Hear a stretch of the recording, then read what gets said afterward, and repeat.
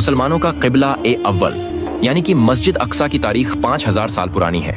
ये ज़मीन पर बनाई जाने वाली मुसलमानों की दूसरी और अहमियत के एतबार से मुसलमानों के लिए तीसरी अहम तरीन मस्जिद है।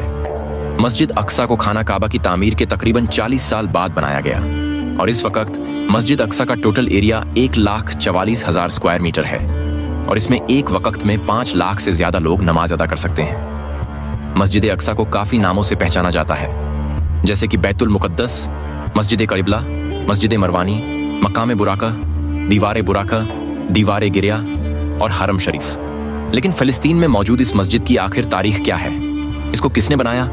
और ये किन किन हालात से गुजर के आज के दौर तक पहुंची? तो इस वीडियो में मैं आपको इस मस्जिद की तारीख हज़रत आदम अलैहिस्सलाम से लेकर आज के दौर तक ही बताऊंगा। तो रिवायतों में आता है कि हज़रत आदम अलैहिस्सलाम ने मस्जिद अक्सा को खाना काबा की तामीर के तकरीबन 40 साल के बाद बनाया और फिर हज़रत आदम अलैहिस्सलाम के द्वार से लेकर हज़रत नूह अलैहिस्सलाम के द्वार तक ये मस्जिद ऐसे ही मौजूद और आबाद रही और फिर पहली मरतबा तूफ़ान नूह के बाद ये मस्जिद शहीद हो गई। इसके बाद हज़रत इब्राहीम अलैहिस्सलाम की आमद से 3000 साल पहले इस सरजमीन को कनान के लोगों ने आबाद किया। कनान हज़रत नूह अलैहिस्सलाम के एक बेटे का नाम था,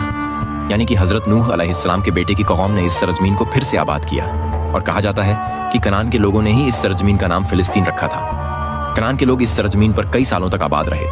इसके बाद जब हज़रत इब्राहीम अलैहिस्सलाम का दौर आया तो हज़रत इब्राहीम अलैहिस्सलाम ने अपने एक बेटे हज़रत इस्माइल अलैहिस्सलाम के साथ मिलकर खाना काबा की तामीर का काम किया और अपने दूसरे बेटे हज़रत इसहाक अलैहिस्सलाम के साथ मिलकर मस्जिद अक्सा की तामीर का काम किया और फिर आगे चलकर हज़रत इस्माइल अलैहिस्सलाम की औलाद मुसलमान कहलाई और हज़रत इसहाक अलैहिस्सलाम की औलाद यहूदी कहलाई।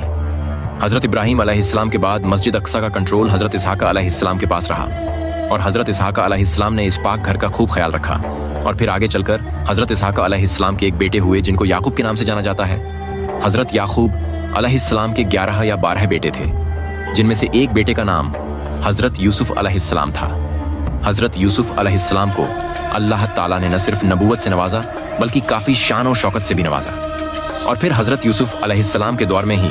हज़रत याकूब अलैहिस्सलाम अपने बाकी बेटों के साथ मिस्र से हिजरत करके फ़िलिस्तीन के अंदर आबाद हो गए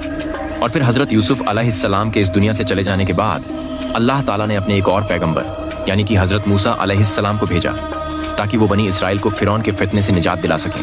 और उनकी हिदायत का काम कर सकें। और फिर बनी इसराइल हज़रत मूसा अलैहिस्सलाम के साथ फ़िरौन के फितने से बचकर एक मरतबा फिर मिस्र से हिजरत करके फ़िलिस्तीन के अंदर आकर आबाद हो गए। इसके बाद दौर आता है हज़रत दाऊद अलैहिस्सलाम का। तो हज़रत दाऊद अलैहिस्सलाम ने एक मरतबा फिर से मस्जिद अक्सा की तामीर का काम शुरू किया, लेकिन हज़रत दाऊद अलैहिस्सलाम अपनी ज़िंदगी में मस्जिद अक्सा की तामीर मुकम्मल न कर सके। तो हज़रत दाऊद अलैहिस्सलाम ने इस काम की जिम्मेदारी अपने बेटे हज़रत सुलेमान अलैहिस्सलाम के